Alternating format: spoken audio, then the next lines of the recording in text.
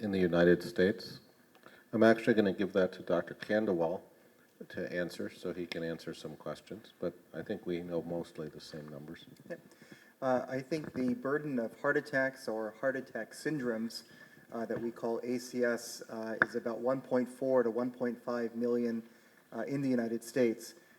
The numbers that are documented in China are somewhat similar, about 1.7 or 1.8 million. As Dr. Han very elegantly alluded to her in her earlier presentation, the incidence or the rate of dying from a heart attack or heart attack syndrome in the hospital is now very, very low. With advancements in medicines and treatments and therapies, that rate is now about 5%. The problem, however, is that 80% of all the deaths occur outside of the hospital. Many patients are readmitted. Approximately 20% of patients who are discharged from the hospital with a heart attack or heart attack syndrome are readmitted within 6 months, and many go on to develop other complications. They survive the heart attack, but they go on to develop other complications like heart failure and cardiac arrest and other arrhythmias. So I think it's very important to focus not only on the treatments through the hospital, but those that follow the hospitalization, staying on blood thinners and other medications, staying on cholesterol medications, addressing smoking, and engaging in a lifestyle program that includes regular exercise and a focus on diet. So what we educate our population in the United States is if they believe that they're having symptoms of a heart attack, to alert our emergency medical response system. In the United States, that's accomplished by dialing 911. But that also means that we have to educate our patients or our prospective patients about what the symptoms of a heart attack might be, because many people don't know. And the symptoms are, as Dr. Han outlined, it can be chest pressure going into the left arm or the neck, sometimes accompanied by shortness of breath, passing out, irregular heartbeats, and excessive sweating. But many times, as she mentioned, there are atypical symptoms particularly in women or patients who are diabetic, or in older patients, where it may not be chest pressure, it may be extreme shortness of breath, or belly pain. And so we are in the process of continuously educating the public on these symptoms, because once they recognize those, we ask them to dial 911 for help. No, I agree with everything Dr. Han said. I think you started asking about symptoms, and there's a wide spectrum of symptoms that a patient can present with. So I really want to stress that it's not just chest pain or chest pressure. Patients can present with very atypical symptoms like their hand hurts, or they're nauseated, or they're short of breath. All of those can represent cardiac disease. There's another element is, when do these symptoms occur? If the symptoms occur with physical activity, when you're running upstairs or rushing someplace or exercising, or when you're emotionally upset, and that's when the symptoms occur, that's a little more worrisome for cardiac disease as opposed to my chest hurts when I do this. That's more like a muscle pull or musculoskeletal. So the best thing to do is, when patients or the general population have symptoms they're worried about, if the symptoms are occurring at rest, associated with lightheadedness, shortness of breath, nausea, vomiting, and are persisting, for those kind of patients, you want to call 120 or 911 and get to the emergency department.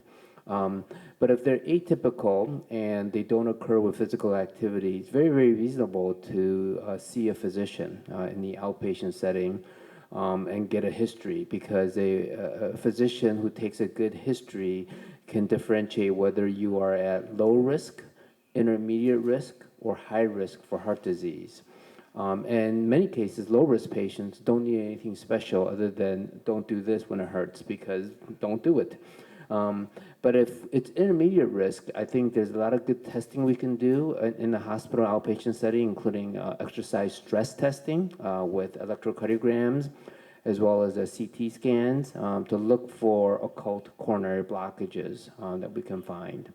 So there is stable coronary disease and unstable coronary disease. For the stable coronary disease, often patients don't need to be admitted to the hospital, can be managed as an outpatient. But for unstable coronary disease, it does make sense for you to come to the emergency department and have us evaluate you. So the first thing to do is Dr. Han pointed out that this is a disease that builds up over time because the cholesterol builds up over time. People who have had a heart attack are the ones who are at greatest risk of having another heart attack. So the key to prevent the next heart attack is to change the things that caused the first heart attack. No smoking, less alcohol, more exercise, aspirin, aspirin, and aspirin, but also the lowering of the cholesterol, and particularly the bad cholesterol. So as Dr. Han explained, the thin cap causes the blood clot to form. Well, there are other places in the arteries where there could be a thin cap, so we want to make that cap thick and thicker. The drugs that we can use, particularly statins, make less thin cap and more thick cap, and have been shown to reduce the recurrence of heart attack or subsequent death by as much as 30 to 40%. It is a huge factor in preventing the next heart attack. The other thing that's actually been shown to be almost as effective is cardiac rehabilitation in preventing the next heart attack. And the reason for that is it reinforces the take your drugs, change your diet, don't smoke, as well as supervised exercise. So in combination with a potent medicine and things that help people do the right thing, we can have a very large impact on reducing the next heart attack and certainly lengthening the time before that could occur. I think her rehabilitation center was so impressive, I actually took a picture of it to show my director of cardiac rehabilitation who trained at the Mayo Clinic. So it's very modern and very pretty. I think it is newer in China than, it's very unusual and special in China. This shows a lot of forethought and vision on Dr. Han's part and the part of her hospital. I think cardiac rehab has been slower in China than PCI. People focus on PCI and less on medicine and long-term medicine and change of lifestyle. So this is where we need to go. Maybe thank you. Maybe Dr. Kinowa, do you have any comment? 您对这个康复中心有什么样的一些感受吗？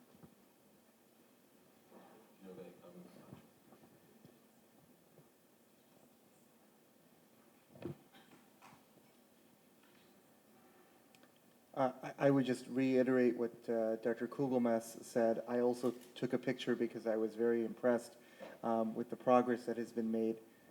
Too often we focus on some of the fancier treatments, and too less we invest in important therapies like cardiac rehabilitation. So, I think medication adherence is a global, worldwide problem. In the United States, in patients who undergo PCI or have a myocardial infarction, these patients need to take medications lifelong. But what we've learned from our research and studies is that 10 to 20% of patients never start the medications that we wrote and prescribed. And then at 2 years follow-up, whether it's for post-PCI or post-myocardial infarction, upwards of 50% have stopped the medications.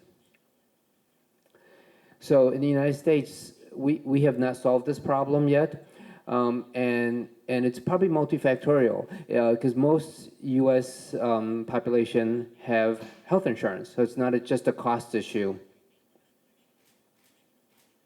Yeah, so, and there have been studies where even when the medications are provided for free, it hasn't improved adherence or compliance.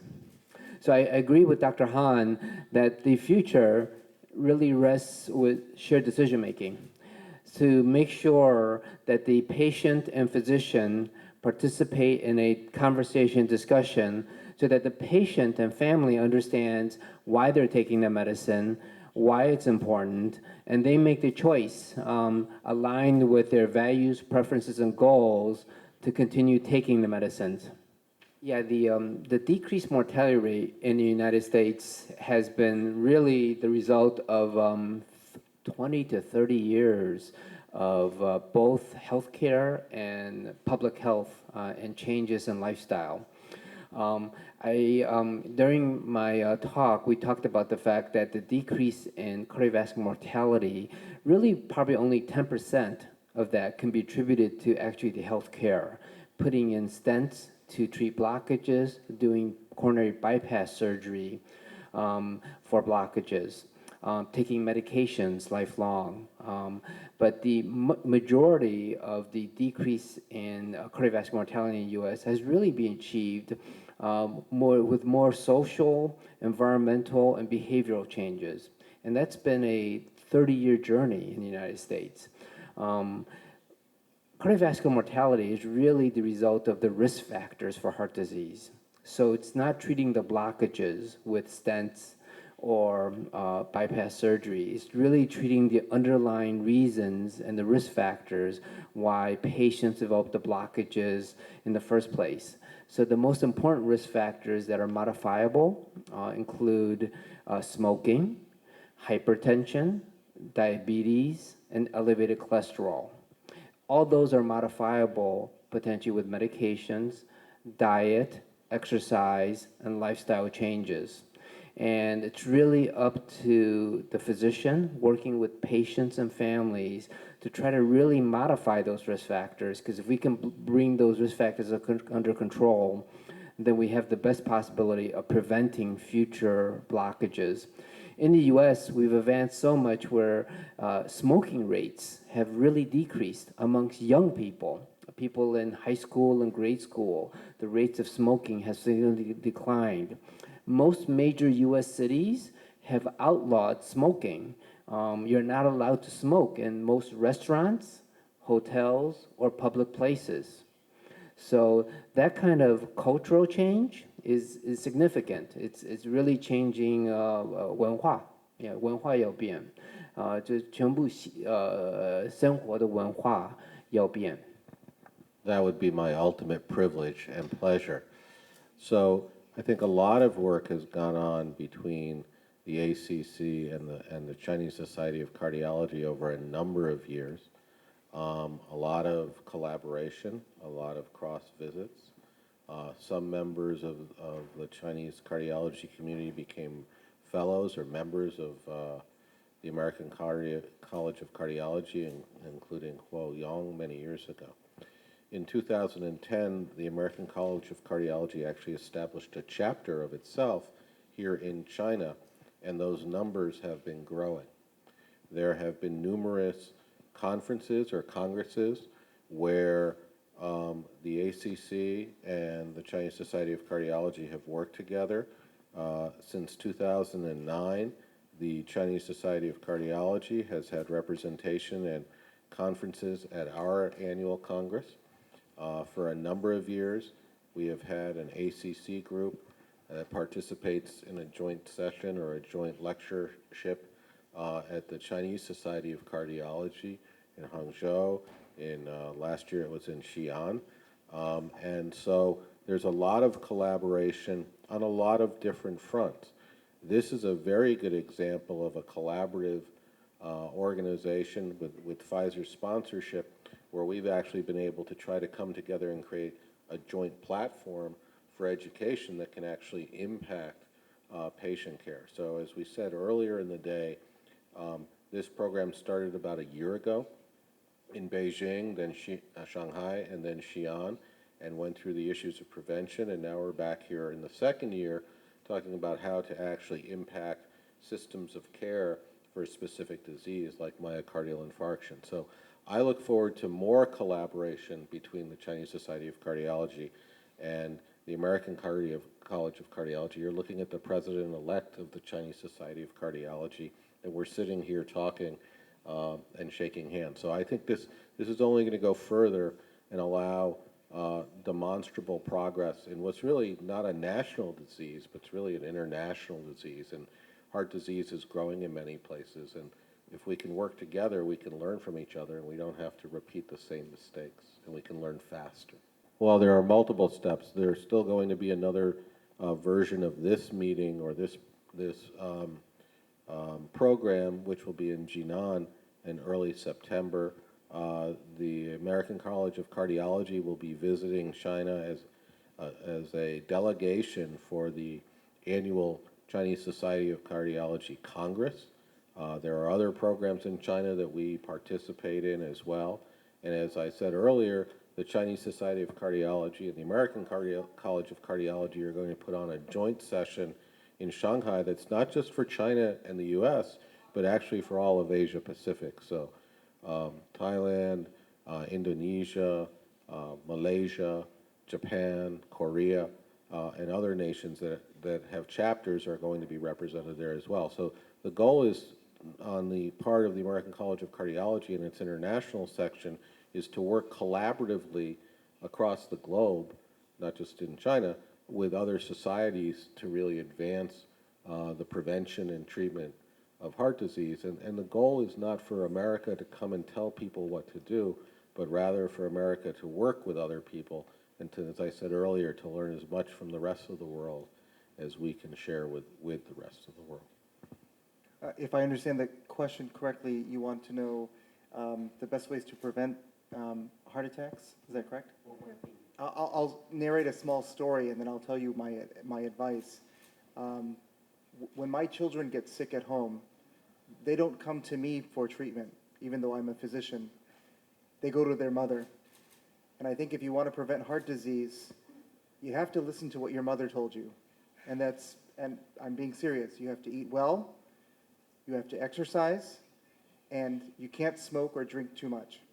So if you follow lifestyle modification, I think that's the real secret. Just listen to what your mother told you.